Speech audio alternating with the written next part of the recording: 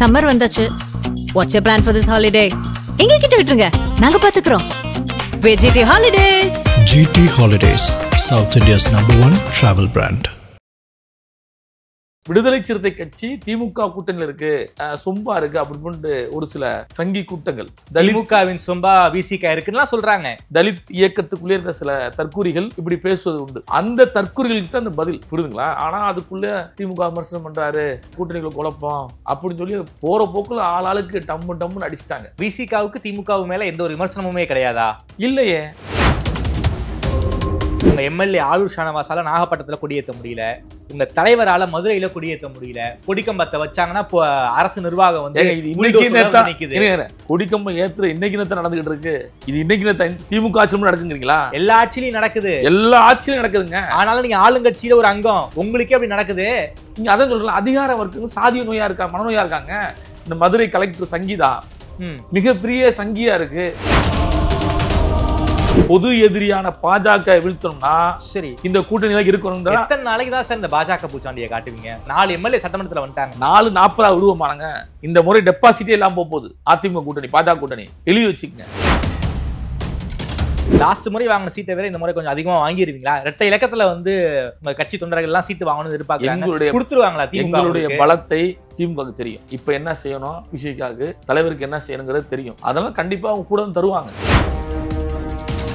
கண்டிப்பா தமிழ்நாட்டில் ஆணவ படுகொலை சட்டம் கொண்டு வர முடியும். விசிக அழுத்தம் கொடுக்கும், கட்டாயம் கொடுப்போம். இதுல என்ன இருக்கு மாற்றம்? தோழமை சுற்றல்ங்கிறீங்க, அழுத்தம்ங்கிறீங்க, ஆனா அந்த அளவுக்கு அதை பிரஷரா திமுக எடுத்துக்க மாட்டேங்கிறாங்க. நீங்க என்ன நினைக்கிறீங்கன்னா, ஒரு ஆளுங்கட்சியோட கூட்டணியில இருந்தா கூட்டணி கட்சி சொல்ற எல்லாத்தையும் கேட்க நினைக்கிறீங்க, அது தப்பு. எங்களோடு கூட்டணிக்கு வருவர்கள் நாங்க ஜெயிச்சோன்னா ஆட்சியிலும் பங்கு அதிகாரத்திலும் பங்குன்னு விஜய் பேசினாரு. அந்த ஃபர்ஸ்ட் இந்த ஆட்சியிலும் பங்கு அதிகாரத்திலும் பங்குங்க ஒரு கோரிக்கை வந்து விசிகா தான் நீங்க வச்சீங்க. சோ நீங்க பாஜக எதிர்ப்புல உறுதியா இருக்கீங்க, விஜயும் பாஜக எதிர்ப்புல உறுதியா இருக்காரு. அந்த சைடு போனாதான் என்ன? பாம்புகளை போயிட்டு பிரசாதம் முடியுமா? ஆதன் நேயர்களுக்கு அன்பு வணக்கம். இன்று நம்மோடு விசிகாவின் இளைஞரணி துணை பொதுச் செயலாளர் திருமிகு மாலின் அவர்கள் இருந்துள்ளார். வணக்கம் மாலின் சார். வணக்கம். 2 நாளைக்கு முன்னாடி விசிகாவுடைய தலைவர் திருமாவளவன் அவர்கள் ஒரு ஃபேஸ்புக் லைவ் ஒன்று போட்டிருந்தாரு. அந்த லைவ்ல திமுகவை நம்பி மட்டுமே விசிகா இல்ல, திமுகவை நம்பிதான் விசிகா இருக்குன்னு அப்படின்னு உதிரிகள் வந்து சோசியல் மீடியாலையும் சரி மீடியாக்கள்லையும் சரி ஒரு நரேட்டிவ் செட் பண்ணிக்கிட்டு இருக்காங்க. அப்படிங்கிற ஒரு தோற்றத்தை வந்து அவங்க வேணும்னே ஏற்படுத்திக்கிட்டு இருக்காங்க. ஒரு அரசியலை பொறுத்த வரைக்கும் என்னால எந்த முடிவையும் எடுக்க முடியும், அது வந்து எனக்கு ஒரு பெரிய இஷ்யூவே கிடையாது. எந்த ஒரு நிபந்தனையும் இல்லாமல் எதிர்பார்ப்பும் இல்லாமல் திமுகவோடு கூட்டணியில் நாங்கள் வந்து இருந்துகிட்டு இருக்கோம். ஒரு பாசிச எதிர்ப்பு, ஒரு மதவாத எதிர்ப்பு, ஒரு பாஜக எதிர்ப்பு அப்படிங்கிற ஒரு கொள்கை காரணமாக நாங்கள் வந்து திமுக கூட்டணியில் இடம்பெற்று கொண்டிருக்கோம். அது ஒரு வெற்றி கூட்டணி. இப்படிலாம் வந்து எழுச்சி தமிழர் திருமாவளவர்கள் வந்து ரொம்ப விலாவாரியா பேசியிருக்காரு. எந்த ஒரு எதிர்பார்ப்பும் இல்லாமல் திமுக கூட்டணியில் இருக்கோம், திமுகவை நம்பிதான் விசிகா இருக்குங்கிற ஒரு நரேட்டிவ் வந்து செட் பண்ணிக்கிட்டு இருக்காங்கன்னு சொல்றாரு. திமுக கூட்டணிக்குள்ள இருக்கீங்க, வேங்கவேல் பிரச்சனை இன்னைக்கு வரைக்கும் முடிவு தெரியல, ஆணவ கொலைகள் நடந்துகிட்டு தான் இருக்கு, மறுபடியும் விசிகா, மறுபடியும் அந்த சின்னதுரை மாணவன் தாக்கப்பட்டிருக்கான். ஒரு எந்த ஒரு பெரிய பிரச்சனைக்கு நீங்க வாய்ஸ் அவுட் பண்றீங்க, ஆனா அந்த வாய்ஸ் அவுட்டை வந்து திமுக வந்து கண்டுக்கவே மாட்டேங்குது. நீங்க திமுக சார்ந்து தானே இருக்கீங்க. விடுதலை சிறுத்தை கட்சி தலைவர் எழுச்சி தமிழர் அவர்கள் ஒரு முகநூல் நேரலை என்பது இவ்வளவு பெரிய பேசும் பொருளா இருக்குன்னா உள்ளபடியே நான் மகிழ்ச்சி அடைகிறேன். இது மகிழ்ச்சி தான். இதுல வந்து எங்களுக்கு ஒண்ணு, ஏன்னா தலைவர் எழுச்சி தமிழர் அவர்கள் 90 தொடக்கத்துல இந்த இயக்கத்தை ஆரம்பிக்கும் போது பத்திரிகை ஊடகங்கள், மெயின் ஸ்ட்ரீம் மீடியா, வார இதழ்கள், அன்றைக்குள்ள நாளிதழ்கள் விடுதலை சிறுத்தையை பற்றி எழுதாது. சரி, புரியுதுங்களா? இன்றைக்கு சோசியல் மீடியா வளர்ந்துருக்கு, மெயின் ஸ்ட்ரீம் மீடியா வளர்ந்துருக்கு. இன்றைக்கு விடுதலை சிறுத்தை கட்சி தமிழ்நாட்டில் ஒரு 3வது பெரிய கட்சியாக மீடியா அங்கீகரிக்குது. இதை வரவேற்கணும். ஏன்னா தலைவர் வந்து பிறர் சொல்லுவதற்காக நத்தி பிழைக்கிறோன்னு சொல்ற வார்த்தை வந்து விடுதலை சிறுத்தை கட்சி திமுக கூட்டணியில் இருக்கு அப்படின்னு சொல்லி என்ன சொல்லுன்னா சொம்பா இருக்கு அப்படின்னு ஒரு சில சங்கி கூட்டங்கள், திமுகவின் சொம்பா விசிகா இருக்குன்னு சொல்றாங்க. தலித் இயக்கத்துக்குள்ளே இருந்த சில தற்கூரிகள் இப்படி பேசுவது உண்டு. அந்த தற்கூரிகளுக்கு தான் அந்த பதில். சரி, புரியுதுங்களா? ஆனா அதுக்குள்ள திமுக விமர்சனம் பண்றாரு, கூட்டணிகளை குழப்பம் அப்படின்னு சொல்லி போற போக்குல ஆளாளுக்கு டம்முன்னு அடிச்சிட்டாங்க. விசிகாவுக்கு திமுக மேல எந்த ஒரு விமர்சனமுமே கிடையாதா? இல்லையே. இந்த வேங்கை வயல் பிரச்சனை 4 வருஷம் ஆச்சு, இன்னைக்கு வரைக்கும் முடிவு நீங்க தெரியல. ஒரு மேல்பாதி பிரச்சனை இருக்கு. இருங்க, வேங்க வயல், மேல்பாதி, சின்னத்துறை, மறுபடியும் தம்பி தேவேந்திர ராஜா, இப்படி அடுக்கி கொண்டே போகலாம். அதே மாதிரி ஒரு கட்சி கொடியை மதுரையில ஏத்த முடியலங்க. இருங்க, நான் சொல்லிடுறேன், நீ கேட்டீங்கன்னு சொல்லணும்ல. நான் என்ன சொல்றேன்னா, 2000 ஆண்டுகளா இங்க சாதிய இறுக்கம் இருக்கு, சாதிய சமூகமா வாழ்ந்துகிட்டு இருக்கு. நீங்க ஒரு 10 ஆண்டுகள் 20 ஆண்டுகள்லாம் சாதியை ஒழிக்க முடியாது. தந்தை பெரியார் இருந்தாரு, புரட்சியாளர் அம்பேத்கர் இருந்தாரு, இன்னும் இடதுசாரிகள் இருந்தாங்க, எத்தனையோ தலைவர்கள் இருந்தாங்க, காமராஜர் இருந்தாரு, எல்லாரும் இருந்தாங்க. யாராவது சாதி ஒழிக்க முடிஞ்சா? சாதி ஒழிக்க முடியல. இருங்க, குற்றவாளி என்னைக்கு வரைக்கும் பிடிக்க முடியல திமுக அரசால. அதிகாரம் அவங்க கிட்ட இருக்கு, ஆட்சி அவங்க கிட்ட இருக்கு, போலீஸ் அவங்க கிட்ட இருக்கு. வேங்க வயல் விஷயத்துல இன்னைக்கு வரைக்கும் குற்றவாளியை நிறுத்தி தண்டனை வாங்கி கொடுக்க முடியல. 4 வருஷம் ஆயிடுச்சு. சிபிசிஐடி எக்ஸ்டென்ஷன் கேட்டுக்கிட்டே இருக்காங்க. என்ன பண்ணுது அரசாங்கம்? இருங்க, இப்ப தம்பி பாதிக்கப்பட்டவர்களே குற்றவாளி ஆக்கிருச்சு, நீதி போலீஸ் ஆக்கியிருக்காங்க. சிபிசிஐடி வேங்க விஷயத்துல தம்பி ராஜா, சுதர்சன, முத்துகிருஷ்ணன், இந்த 3 பேரையுமே இவர்கள் தான் பாதிக்கப்பட்டவர்கள். பாதிக்கப்பட்டவர்களை குற்றவாளியை ஆக்கி இன்னைக்கு கூண்டில் ஏற்றிருச்சு, அவங்களும் பிணை எடுத்து வந்திருக்காங்க. ஆனால் இன்றைக்கு வரைக்கும் வேங்க வயல் ஒரு மர்மமாவே இருக்கு. யாரு அந்த தொட்டி அந்த விஷயத்தை கலந்தாங்கிறது இன்னைக்கு வரைக்கும் ஒரு மர்மமா இருக்கு. நாங்க இன்னைக்கு கண்டிச்சுக்கிட்டு தான் இருக்கோம். இன்னைக்கு வேங்க வயல்னு ஒரு விஷயத்த நாங்கெல்லாம் பேசுறோம்னா, இன்னைக்கு ஊடகங்கள் பேசுதுன்னா அதுக்கு விடுதலை சிறுத்தை தான் காரணம். விடுதலை சிறுத்தை கட்சி இல்லைன்னா தலைவர் எழுச்சி தமிழ் வேங்க வயலை மூடி மறைச்சிருப்பாங்க. புரியுதுங்களா? ஒரு விஷயத்த வெளியே கொண்டு பொது வெளியில் வைக்கிறது இருக்குல்ல, அதுவே நெருக்கடியான சூழல் தான். சரி, இன்னைக்கு சின்னத்துறைக்கு இவ்வளவு பெரிய மறுபடியும் தாக்குதல் நடந்திருக்கு, மறுபடியும் சாதி வீரோட மனநிலையோட இருக்கானா, அது சாதிய மனநோய் இங்க ஊறி கிடக்குது. 15 வயசு 16 வயசு படிக்கிற குழந்தைகள்கிட்ட சாதிய சிந்தனையை ஊட்டுறாங்க. அதற்கும் விடுதலை சிறுத்தை என்ன பொறுப்பு? எது நடந்தாலுமே விடுதலை சிறுத்தை நாங்க என்ன சொல்ல முடியும்? நீங்க அழுத்தம் கொடுக்கணும் அரசுக்கு. தோழமை சுத்தலோட நிப்பாட்டிடுறீங்க, அழுத்தம் பிரஷர் போட மாட்டேங்கிறீங்க. ஒரு விஷயம் தெரிஞ்சுக்கங்க, நாங்க பாசிசம் எதிர்க்கிறோம், பாரதிய ஜனதா எதிர்க்கிறோம், சாதியவாதிகள் எதிர்க்கிறோம், இங்க இருக்க நிர்வாக சிக்கலை கண்டிக்கிறோம், இங்க நிர்வாக சிக்கல் சனாதன சக்திகளை தோலுரிக்கிறோம். இப்படி பல்வேறு காரணங்களை விடுதலை சிறுத்தை அடுக்கி கொண்டே போலாம். ஆமா, தமிழ்நாட்டு அரசியல்ல விடுதலை சிறுத்தையை தவிர எவ்வளவு போராட்டம் பண்ணி யாரும் சொல்லுங்க. எவ்வளவு போராட்டங்கள், எவ்வளவு பிரச்சனையை விட்டு நீங்க களத்தில் இருக்கோம். சாலை மறியல், ஆர்ப்பாட்டங்கள், புரியுதா உங்களுக்கு? அந்த ஆர்ப்பாட்டங்கள் போராட்டங்கள் 10ஓட 11 போயிடுது. நீங்க ஆட்சியில நீங்க இருக்கீங்க, நீங்க உங்களுடைய தலைவருக்கு ஸ்டாலின் அவர்கள் கிட்ட ஒரு பெரிய மரியாதை இருக்கு, பிரஷர் கொடுக்க வேண்டியதானே? நீங்க எந்த ஒரு விஷயத்தை கேட்டாலும் செஞ்சு கொடுக்க வேண்டிய இடத்துல அரசாங்கம் இருக்கு, நீங்க பிரஷர் பண்ணுங்க. நீங்க ஒரு விஷயம் தெரிஞ்சுக்க, நீங்க அதான் எல்லாம் என்ன நினைக்கிறீங்கன்னா, அதிகார வர்க்கம் திமுக இருக்கு, அதிகார வர்க்கத்துல அதிகார வர்க்கத்துக்குள்ள இருக்கிற அதிகாரிகள் இருக்கான்ல, அவன் சாதியவாதியா மனநோயாளிகளா இருக்கான். புரியுதுங்களா? சில அதிகாரிகள் சனாதனவாதிகளா இருக்காங்க. சரி, உயர் பதவியில இருக்கிற அதிகாரிகள்லாம் இன்னைக்கு சங்கி மனநிலைக்கு வந்துட்டாங்க. அப்படி இருக்கும்போது நீங்க திமுக கார்னர் பண்றது தப்பு. நீங்க ஒரு விஷயம் என்னன்னா, இங்க மக்களுடைய மனநிலை அப்படி கிடையாதுங்கிறோம். புரியுதுங்களா? ஒரு சில மக்கள் தான் நீங்க மாறி இருக்கான். உங்க எம்எல்ஏ ஆளூர் ஷானவாஸால நாகப்பட்டினத்துல கொடியேற்ற முடியல, உங்க தலைவரால மதுரையில கொடியேற்ற முடியல. கொடிக்கம்பத்தை வச்சாங்கன்னா அரசு நிர்வாகம் கொடிக்கம்பம் ஏத்துற இன்னைக்கு நேரத்தை நடந்துகிட்டு இருக்கு. இது இன்னைக்கு திமுக ஆட்சியிலும் நடக்குங்கிறீங்களா? எல்லா ஆட்சியிலும் நடக்குது, எல்லா ஆட்சியிலும் நடக்குதுங்க. ஆனாலும் நீங்க ஆளுங்கட்சியில ஒரு அங்கம், உங்களுக்கே அப்படி நடக்குது. ஏங்க இங்க அதான் சொல்றேன், அதிகார வர்க்கம் சாதிய நோயா இருக்கா, மனநோயா இருக்காங்க. இந்த மதுரை கலெக்டர் சங்கீதா மிகப்பெரிய சங்கியா இருக்கு. ஒரு தலைவர் புரட்சியாளர் அம்பேத்கர் பிறந்த நாள் பேரணிங்க மதுரையில, ஒரு 2 கிலோமீட்டர் பேரணி. அந்த பேரணி, அந்த பேரணிக்குள்ள வெறும் ஒரு ஆம்புலன்ஸ உள்ள விட்டு கலெக்டர் கார் உள்ள வருதுங்க. வெறும் ஆம்புலன்ஸ் யாருமே இல்ல, சைரன் ஓட்டு அடிச்சிட்டு போகுது ஆம்புலன்ஸ். அந்த அம்மா உள்ள வருதுங்க, பேரணிக்கு நேர் எதிரா வருது. புரியுது உங்களுக்கு? யாருனாச்சும் ஒரு கல்ல விட்டு இருந்தா கார்ல என்ன இருக்கும் சொல்லுங்க? சட்ட ஒழுங்கு பிரச்சனையா மாறி இருக்கும். அப்ப அந்த அம்மாக்கு அறிவு வேணா? ஒரு மாவட்ட ஆட்சித்தலைவர், ஒரு பேரணி வருது, ஒரு 10,000 பேர் வந்துகிட்டு இருக்கான், அது சென்ட்ரல வரலாமா? முத காவல்துறை அப்படி செய்யலாமா? முத அந்த அம்மாவே போகணும், காவல்துறை என்ன சொல்லணும்? நீங்க போகாதீங்கன்னு சொல்லணும்ல. அப்ப இது யார் மேல தப்பு? திமுக மேல தப்பா, மாவட்ட ஆட்சித்தலைவர் மேல தப்பா? இதுக்கு நீங்க திமுக குறை சொல்லுவீங்களா? சரிங்க, திமுக நம்ம பேரணிக்குள்ள போகணும்னு நினைச்சு. அப்ப இங்க இருக்கிற அதிகாரிகள் இருக்காங்களா, மாவட்ட ஆட்சித்தலைவர்கள், கண்காணிப்பாளர்கள், இங்க இருக்க உயர் பதவியில் இருக்க அதிகாரிகள் சாதியவாதிகளா இருக்கான், சனாதனவாதிகளா இருக்கான். சிவகங்கையில போராட்டம் பண்ணீங்க. சிவகங்கையில வந்து தலித் மாணவர் ஒருத்தவர் புல்லட் ஓட்டினாரு, அவர் கையை வெட்டினாங்க. ஆமா அதற்கு எதிராக வந்து நாங்க புல்லட் பேரணி போவோம்னு போனீங்க. ஆமா ஹைகோர்ட்டு கிட்ட ஆர்டர் வாங்கி தான் அந்த பேரணியை நடத்துனீங்க. ஆமா. அதுக்கே உங்க போலீஸ் உங்க மேல எஃப்ஐஆர் போட்டாங்களே.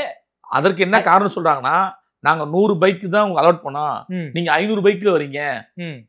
புரியுதுங்களா? வந்து இது யதார்த்தம் தான். இது வந்து எல்லா ஆட்சியாளர் என்ன செய்வாங்கன்னா, அவங்க ஒரு லிமிட் வச்சிருப்பாங்க. நீங்க 50 பேர் தான் கலந்துக்கணும், 100 பேர் கலந்துக்கணும். கூடுதலா வரும்போது வழக்கு போட செய்வாங்க. விடுதலை சிறுத்தைகளுக்கு வழக்கு உலக்கு மாதிரி. புரியுதுங்களா? இந்த வழக்குக்கெல்லாம் நாங்க அஞ்ச போற கிடையாது. சரி, ஏன்னா இது எந்த ஆட்சியா இருந்தாலும் விடுதலை சிறுத்தைகளை ஒடுக்க நினைப்பது நாங்க யதார்த்தத்தை நினைக்கிறோம். இப்படிதான் நடக்கும், எங்களுக்கு தெரியும். ஆனால் தலைவர் எழுச்சி தமிழர் அவர்கள் அந்த வீடியோ முகநூல்ல பேசுனது, அவர் பொதுவெளியில கட்சியில இருக்க நிர்வாகிகளுக்கு அக்கறையோட சொல்றாரு. புரியுதுங்களா? ஒரு அக்கறையான சொல்ல வந்து இன்னைக்கு எடுத்து போட்டு கட்டி ஒட்டி வெட்டி அதை பரபரப்பாக்குறீங்கன்னா, இது எவ்வளவு பெரிய ஊடகங்களுடைய மோசடி. ஊடகங்கள் மோசடியா? ஆமாங்க. உங்க தலைவர் Facebookல என்ன பேசினாரோ அதை தாங்க நாங்க நீங்க அதை ஃபுல்லா போடணுங்க. அதை ஃபுல்லா போடணும். கட் பண்ணி போறாங்க எல்லாரும். ஏங்க, நத்தி பிழைக்கிறேன்னு சொல்லி சில தற்கூரிகள் சொல்றான். திமுகவை நத்தி பிழைக்கிறேன்னு சொல்லி சில தற்கூரி சொல்றான்டா. அந்த தற்கூரினா யாரு? சனாதனவாதிகள், சாதியவாதிகள் சொல்றான். சரி, அதை திமுக எதிராக வாங்க சொல்றான். அதை அப்படியே திமுக எதிராக மனநிலை மாக்குறாங்க. திமுக அடிமையா இருக்குன்னு சொல்றாங்களா? அது தப்பு இல்லை. உங்களுக்கு ஒரு விஷயத்த வந்து முழுமையா சொல்லணுங்கிறான். நீங்க கட் பண்ணி ஒட்டி வெட்டி போடுறீங்க. சரிங்க, ஒண்ணும் இல்ல. இப்போ அதிமுக பாஜக கூட்டணி உருவாயிடுச்சு. திமுக கூட்டணி இன்னொரு பக்கம் இருக்கு, இன்னொரு பக்கம் விஜய் இருக்கு. இந்த அதிமுக பாஜக கூட்டணி உருவானதன் காரணமாக நமக்கு வந்து பேர வலிமை இல்ல, அதற்காக தான் திரும்ப இப்படி பேசுறாரு அப்படிங்கிற ஒரு பார்வையும் வைக்கப்படுது இல்ல? ஏங்க, பேர வலிமை இல்லையா? விடுதலை சிறுத்தை கட்சி நீ திராவிட முன்னேற்ற கழக கூட்டணி இருக்கும். இந்த கூட்டணிக்கு விடுதலை சிறுத்தைகளுடைய பலம் என்னன்னு திமுகவுக்கு தெரியும். புரியுதுங்களா?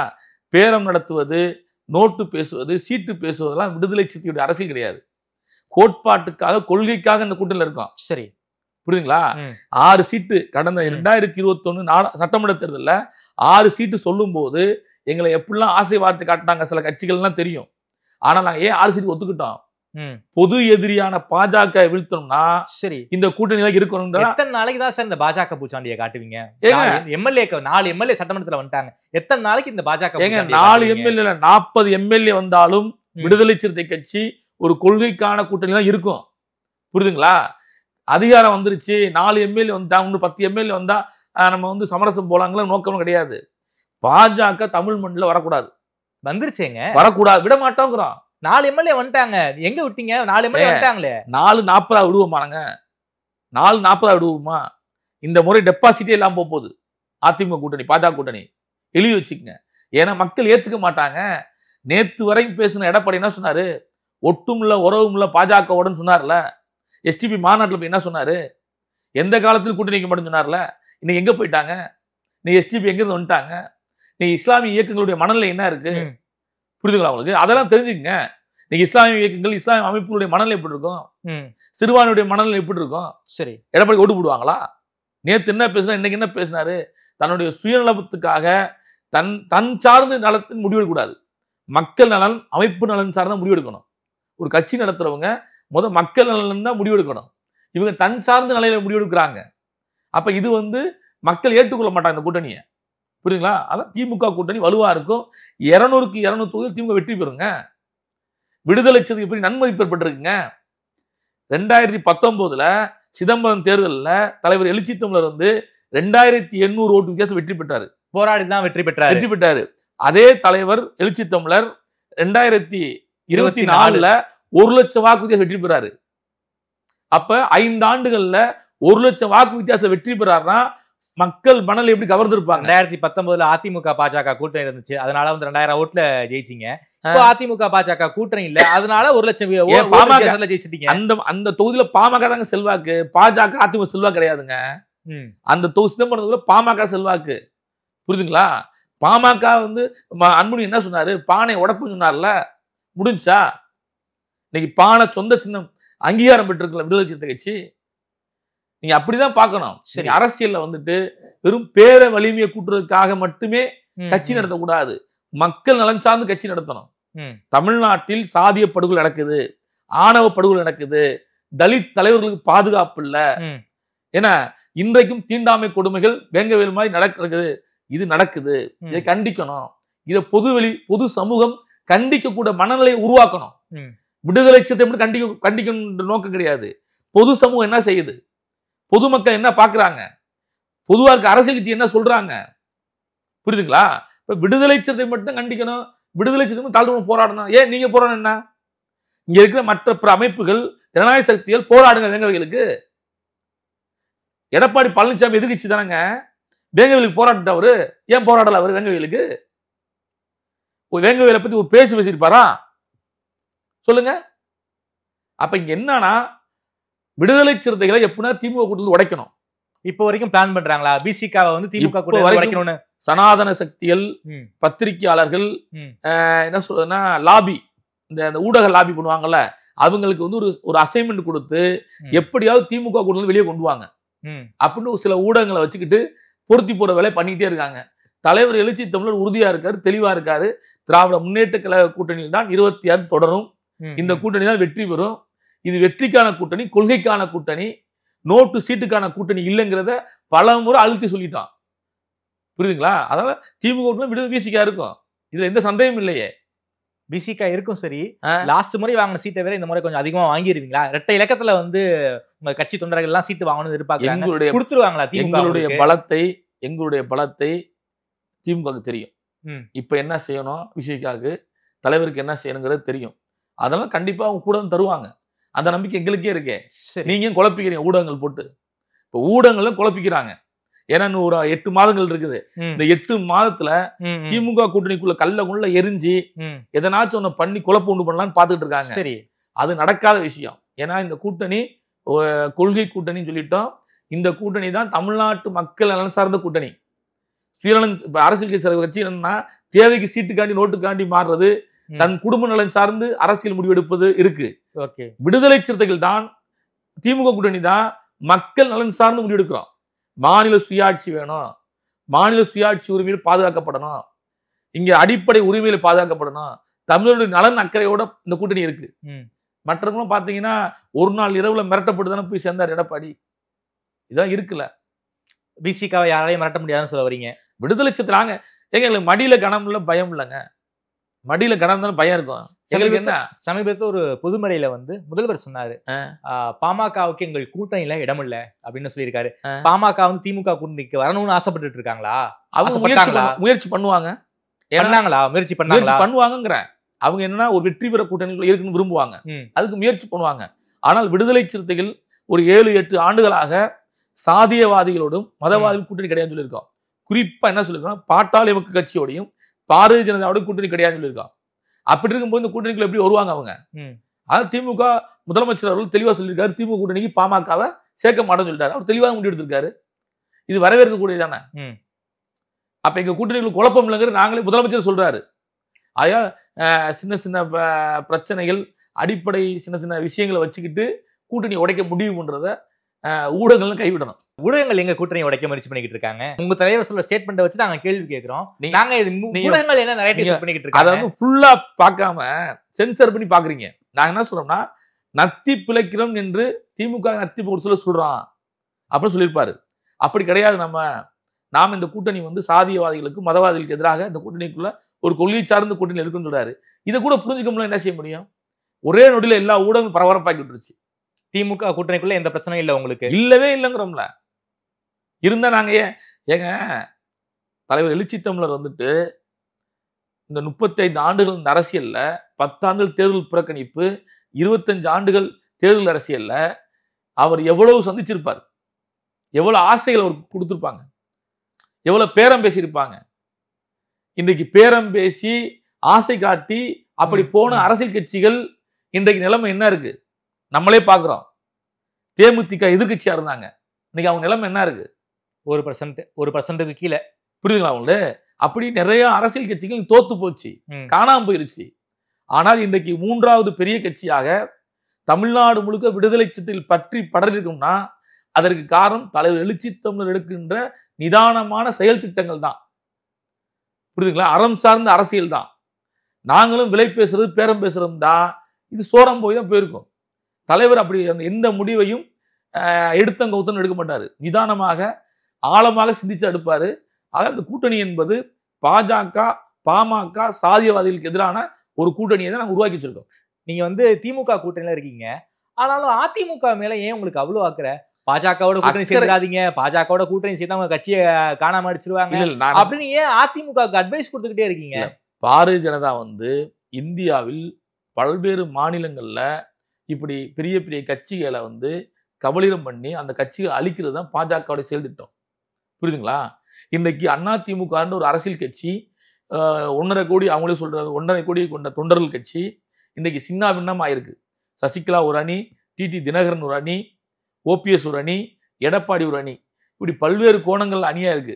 அங்கிட்டு கேசி பழனிசாமி, அங்கிட்டு புகழேந்தி, இப்படி சிதறி இருக்காங்க. புரியுதா உங்களுக்கு? அப்போ ஒரு கட்சியை யார் சின்னாபின்னமாக்குறது? பாஜக. இப்ப பாஜகவுடைய முகத்தை ஏன் அதிமுக புரிஞ்சுக்க மாட்டுது அப்படின்னு தான் ஒரு அக்கறையோட சொல்றோம்.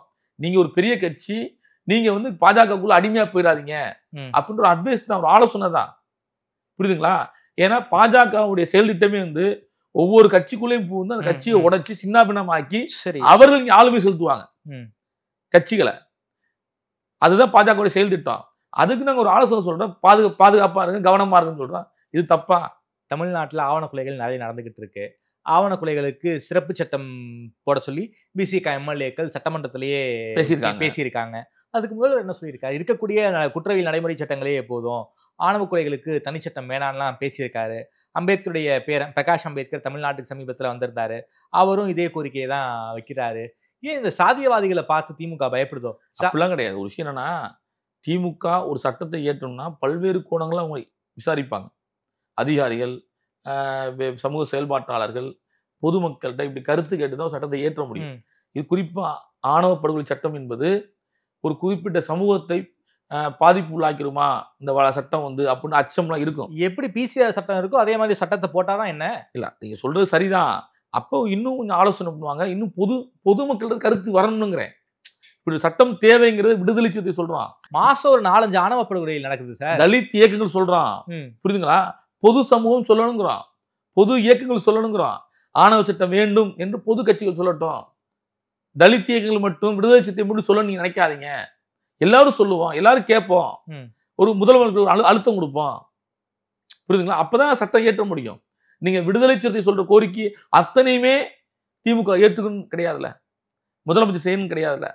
இன்னைக்கு நாங்க பல்வேறு கோரிக்கையை முன் வச்சிருக்கோம். அதை வரவேற்று பேசியிருக்காங்க. அதுக்காக உடனே ஃபண்ட் ஒதுக்கியிருக்காங்க. அப்ப இதெல்லாம் நடந்திருக்குல்ல. அப்ப இப்ப நாங்க ஒரு 10 சொல்றோம்னா ஒரு 8 செய்வாங்க, 2 விட்டுருவாங்க. அதை மறுபடியும் நாங்க முயற்சி பண்ணி அவங்களுக்கு ஒரு சந்திக்கும் போது ஒரு அழுத்தம் கொடுத்தோம்னா கண்டிப்பா கொண்டு வருவாங்க. கண்டிப்பா தமிழ்நாட்டில் ஆணவ படுகொலை சட்டம் கொண்டு வர முடியும், கொண்டு வர முடியும். விசிக்கு அழுத்தம் கொடுக்கணும், கட்டாயம் கொடுப்போம். இதுல என்ன இருக்கு மாற்றம்? நீங்க வந்து கொடுக்குற நீங்க தோழமை சுற்றல்ங்கிறீங்க, அழுத்தம்ங்கிறீங்க. ஆனா அந்த அளவுக்கு அதை பிரஷரா திமுக எடுத்துக்க மாட்டேங்கிறாங்க. நீங்க என்ன நினைக்கிறீங்கன்னா, ஒரு ஆளுங்கட்சியோட கூட்டணி இருந்தா ஒரு கூட்டணி கட்சி சொல்ற எல்லாத்தையும் கேட்க நினைக்கிறீங்க. அது தப்பு. அதானே தோழமை கட்சிகள்னு அர்த்தம். எதற்கு அவங்க இந்த நாட்டை ஆள்றாங்க. திமுக இந்த நாட்டை ஆள்றாங்க. அவங்க மந்திரி சபையில் இருக்காங்க. அவங்க பெரும்பான்மை சட்டமன்ற உறுப்பினர் வச்சிருக்காங்க. அப்ப அவங்களுக்குன்னு ஒரு இது இருக்கும்ல, அவங்க ஒரு முடிவு பண்ணுவாங்கல்ல, இதெல்லாம் செய்யணும்னு முடிவு பண்ணுவாங்கல்ல. புரியுதுங்களா? நாம அவங்களோட எதில் ஒத்து போறோம்னு இருக்குல்ல. சமூக நீதி பேசுறோமா, அதுல ஒத்து போறோம். சாதி ஒழிப்பு பேசுறோமா, அதுல ஒத்து போறோம். புரியுதுங்களா? பெண் விடுதலை பேசுறோமா, அதுல ஒத்து போறோம். சனாதன எதிர்ப்போ அதுல ஒத்து போறோம். நீட் எதிர்ப்போ அதுல ஒத்து போறோம். புரியுதுங்களா? எதுல ஒத்து போறோம்னு இருக்குல்ல. அப்ப அதெல்லாம் நீங்க ஏற்றுக்கணும்ல. நீங்க புரியுதுங்களா? அப்ப எல்லாத்தையும் அவங்களும் ஏற்றுக்கொள்ளணும். அவங்க சொல்ற நாங்க எல்லாத்தையும் ஏற்றுக்கொள்ளணும் கிடையாது. புரியுதுங்களா? அப்ப நான் விடுதலை சிறுத்தைகள் அதிகாரத்துக்கு வரும்போது, விடுதலை சிறுத்தைகள் அதிகாரத்தில் இருக்கும்போது நீங்க கேள்வி கேட்கலாம். நீங்க கூட்டணி வேற, கூட்டணி ஆட்சி வேற. கூட்டணியில இருந்தா இவ்வளவு சொல்லலாம், கூட்டணி ஆட்சியில இருந்தா கொஞ்சம் நிறைய சொல்லலாம். சரிங்க, கூட்டணிங்கிறீங்க, கூட்டணி ஆட்சிங்கிறீங்க. இந்த கூட்டணி ஆட்சிங்கிற வார்த்தை தமிழ்நாடு அரசியல ஒரு மிகப்பெரிய ஒரு புயலை ஏற்படுத்தி இருக்கு. அந்த புயலை ஆரம்பித்து வச்சவர் விஜய் தான். எங்களோடு கூட்டணிக்கு வருவர்கள் நாங்க ஜெயிச்சோன்னா ஆட்சியிலும் பங்கு அதிகாரத்திலும் பங்குன்னு விஜய் பேசினாரு. அந்த ஃபர்ஸ்ட் இந்த ஆட்சியிலும் பங்கு அதிகாரத்திலும் பங்குங்கிற ஒரு கோரிக்கை வந்து விசிகா தான் நீங்க வச்சீங்க. நீங்க உங்களுடைய கொள்கை முழக்கம் அது 99லயே நீங்க வச்சிட்டீங்க. அதை விஜய் மறுபடியும் கையில் எடுத்திருக்காரு. இந்த பாஜகவும் அதிமுக கூட்டணியில வந்து கூட்டணி ஆட்சி தான் சொல்லிக்கிட்டு இருக்காங்க. சோ நீங்க பாஜக எதிர்ப்புல உறுதியா இருக்கீங்க, விஜயும் பாஜக எதிர்ப்புல உறுதியா இருக்காரு. ஏன் அந்த சைடு போனாதான் என்ன? பாம்பு கையில போயிட்டு பிரசாதம் வாங்க முடியுமா? சொல்லுங்க. பாம்பு கையில பிரசாதம் வாங்க முடியுமா? அப்படிதான் பாஜக. அது கையில போயிட்டு ஆட்சியிலும் அதிகாரத்துக்கு ஒரு கூட்டணி நிக்க முடியுமா? சிராக் பஸ்வானை கொடுத்துருக்காங்களே, அழிச்சிருவாங்க. அரசியலே காணாம போயிடுவாங்க. இன்னைக்கு கிருஷ்ணசாமி எங்க போயிட்டாரு? புதிய தமிழ் டாக்டர் கிருஷ்ணசாமி எங்க போயிட்டாரு? அண்ணன் ஜான்பன் எங்க போயிட்டாரு? தென்காசியிலையும் ஏ சண்முகம் எங்க போயிட்டாரு? அவர் வேலூர்ல இருக்காரு. எல்லாருமே காணாமே. எங்க வேட்பாளரா நின்று இருக்காங்களே, வேட்பாளர் நிக்கலாங்க, காணாங்க. அரசியல் அவங்களும் ஒரு அரசியல் கட்சி நடத்தினவங்க, இவங்களும் ஒரு அரசியல் கட்சி தலைவர்கள். இன்னைக்கு என்ன ஆச்சு? பாஜக எல்லாரையும் தின்னு முழுங்கிரும். அவ்வளவு பெரிய விஷ பாம்பு. சரி, புரியுதுங்களா உங்களுக்கு? ஆகையால விடுதலை சிறுத்தைகள் யார்கிட்ட கூட்டணி ஆட்சி பேசணும், யார்கிட்ட கூட்டணி வைக்குங்கிறத தலைவர் எழுச்சி தமிழுக்கு தெரியும். விஜய் கிட்ட எந்த ஒரு இதுவும் இல்லையே, அவர் பாஜக இல்லையே, பாஜக மிக தீவிரமா இருக்கிறாரு. ஒரு கட்சியை கார்னர் பண்ணி பேசக்கூடாது. புரியுதுங்களா? விஜய் என்ன முடிவு எடுக்கிறாருன்னா திமுக தான் எங்களுடைய எதிரிங்கிறாரு. அப்படி கிடையாது, அரசியல் எதிரிங்கிறாரு. அது தப்புங்கிற. அரசியல் இங்க யாரு நண்பர்களுடைய எதிரி கிடையாதுங்க. நீங்க எப்படி ஒரு கட்சி டக்குன்னு முடிவு பண்ணலாம்? நீங்க பாமக உங்களுக்கு நண்பனா? பாமக சாதியவாதிங்க. ஏங்க கடந்த காலம் பாமகவுடைய துரோகங்களை பாருங்க, இளவரசன் திவ்யா படுகொலை பாருங்க, புரியுதுங்களா? இதெல்லாம் பாருங்க. நாங்க பாமகக்கு நாங்க என்ன பண்ணியிருக்கோம், பாமக என்ன அப்படின்னு தெரியும் மக்களுக்கு. அப்படிதான் பார்க்கணும். அதான் நீ திமுக விஜய்க்கு என்ன பண்ணியிருக்காங்க? அந்த அம்மா வேணா அதிமுக முதலமைச்சராக இருக்கும்போது அம்மா ஜெயலலிதா வேணா ஒரு படம் துப்பாக்கி படமோ ஏதோ படங்கள்லாம் சொல்றாங்க. இப்போ இவர் கொடநாடு போனாரு, நின்றாருலாம் கதை இருக்கு விஜய். புரியுதுங்களா? காவலன் ஒரு படத்துக்கு திமுக தொண்டர் கொடுத்தாங்க, அது தெரியல உங்களுக்கு விஜய்க்கு? எங்க சினிமா துறையில எல்லா ஆளுங்கட்சியும் சில கட்சிகளுக்கு நெருக்கடி, நடிகர்களுக்கு நெருக்கடி வர செய்யும். காவலன் படம் வர எல்லா ஷோலையும் ஃபர்ஸ்ட் ஷோ உளின் ஓசை போடுங்கன்னு சொல்லி ப்ரெஷர் பண்ணியிருக்காங்க. எல்லா கட்சியும் ஒரு தகவல் சொல்லுவாங்க நடிகர்களுக்கு, அவங்க ஒத்து போனா அவங்க சரிம்பாங்க, ஒத்து போனா சில முரண்பாடு வரத செய்யும். இது சினிமா உலகத்துல இன்னைக்கு நேரத்தில் நடக்குது, எம்ஜிஆர் காலத்துல சிவாஜி நடக்குது. புரியுதா உங்களுக்கு? அதனால விஜய் ஒரு அரசியல் கட்சியை டார்கெட் பண்ணக்கூடாது, திமுகவை எதிரின்னு சொல்லக்கூடாது. இங்க எல்லாருமே ஜனநாயகத்துக்கு மக்களுக்காக போராட வந்திருக்கோம், மக்களுக்காக உரிமையை பேச வந்திருக்கோம். ஒருத்த நபரை எதிரிங்கிறது அது எப்படி சாத்தியப்படும்? அதுக்கப்புறம் அதே வீடியோல கட்சிக்காரங்க உங்களுக்கும் அட்வைஸ் பண்ணியிருக்காரு.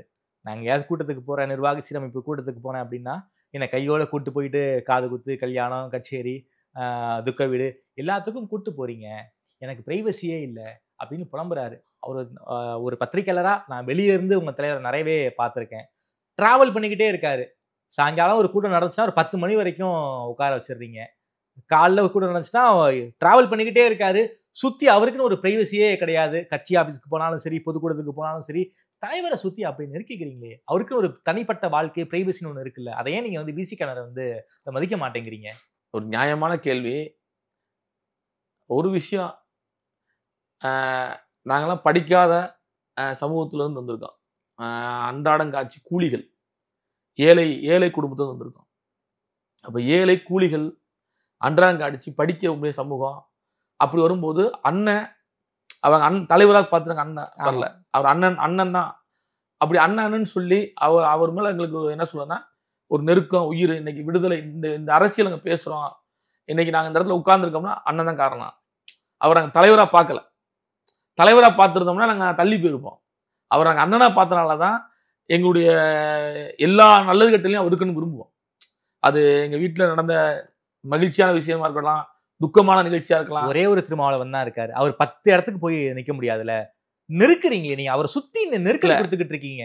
நீங்க சொல்றது சரி, நான் அதில் தவறுன்னு சொல்ல மாட்டேன். அவர் அண்ணனுக்கு கொஞ்சம் சுதந்திரம், அவர் தனிமையில் இருக்கணும், அவர் உடல்நிலை பாதுகாக்கணும், இதெல்லாம் இருக்கு, அதில் மாற்று. ஆனால் நாங்கள் அவரை பார்க்குறது மற்ற தலைவர்கள் நாங்கள் அப்படி போக முடியாது, மற்ற தலைவர்கள் நாங்கள் நிற்க முடியாது, மற்ற தலைவர்கள் பார்த்தது கிடையாது. நாங்கள் அம்பேத்கரை பார்த்தது கிடையாது, பெரியாரை பார்த்தது கிடையாது. புரியுதுங்களா? அப்போ தலைவர் எழுச்சி தமிழர் தான். அப்போ எங்களை அண்ணனாக இருந்து தலைவரானார், அப்போ அவர் எங்களுடைய நல்லது கெட்டது எல்லா விஷயத்திலையும் அவர் பங்கெடுக்கிறத விரும்புவோம். இன்னொரு விஷயம் என்னன்னா, ஒரு விளிம்புநிலை சமூகம் ஒரு தலைவரை கண்டெடுத்திருக்கு. ஒரு விளிம்புநிலை சமூகம், அன்றாடங்காட்சி கூலிகள், அந்த சமூகத்திலிருந்து ஒரு தலைவரை கண்டெடுத்திருக்கான். அப்போ அந்த தலைவரை கொண்டாடுறான். புரியுதுங்களா? அது எங்களுடைய என்ன சொல்றதுன்னா, சில தவறான நடவடிக்கை கூட இருக்கலாம். அவர் தொந்தரவு பண்ணுறது, டிஸ்டர்ப் பண்ணுறது, அவர் கூட்டங்களில் இங்கே வாங்க அங்கே போன்னு, அது அவருடைய பாதுகாப்பு நலன் கூட இருக்குது சில இடங்களில். ஆனால் அதையெல்லாம் தாண்டி நாங்கள் அவர் அண்ணனை பார்க்குறோம், எங்க குடும்பத்துல மூத்தவர் மேடையில பேசிக்கிட்டு இருக்காருன்னா 10 பேர் சுத்தி நின்னுக்கலாம் போல இருக்கு. சுத்தி நிக்கிறீங்க. இல்ல அப்படியே நாங்க பழகிட்டோங்கிறோம். இது தப்பு, அது பழகிட்டோம். பொய் சொல்ல கொஞ்சம் மாத்திக்கங்களேன். திருத்திக்குவோம். விடுங்க, சொல்லிட்டீங்க, திருத்திக்குவோம். இல்ல நாங்க சொல்லி திருத்தனீங்க வேணாம். உங்க தலைவரே சொல்லிட்டாரு, பல தடவை சொல்லியிருக்காரு. அதான் இல்ல, நாங்க அப்படியே பழகிட்டோம். ரெண்டாவது வந்துட்டு ஒரு ஒழுங்குபடுத்தாத சமூகம். இப்பதான் அண்ணன் தான் ஒழுங்குபடுத்துறாரு, தலைவர் தான் ஒழுங்குபடுத்துறாரு. இந்த சமூகத்தை ஒடுக்கப்பட்ட விளிம்பு மக்களை அன்றாட காட்சிகள்லாம் ஓட்டு போடுறதுக்கு மட்டும் வச்சிருந்தாங்க. வெறுமனையா ஓட்டு போடுறதுக்கு மட்டும் சமூகத்தை வச்சிருந்தாங்க. ஆனால் இந்த சமூகத்தை தலைவர்களா மாத்திருக்காருல, ஒழுங்குபடுத்திருக்காருல. அப்ப இந்த ஒழுங்குங்கிறது கொஞ்சம் கொஞ்சமா வரும், உடனே வந்துடாது ஒழுங்கு. அப்ப கொஞ்சம் கொஞ்சமா வரும். கண்டிப்பா இந்த ஒழுங்கை கடைபிடிப்ப நம்புகிறேன். நாம கடைபிடிக்கணும்னு நினைக்கிறேன். ரொம்ப நன்றி சார். குறிப்பாக அந்த உங்க தலைவருடைய பேசிய பேச்சு, சோசியல் மீடியாவில் வைரலான பேசிய பேச்சு தொடர்பாக பல்வேறு கேள்விகளுக்கு ரொம்ப விரிவாக பதில் சொல்லியிருக்கீங்க. நேரில் நேரம் கொடுத்து பேசியமைக்கு நன்றி மாநிலம். நன்றி.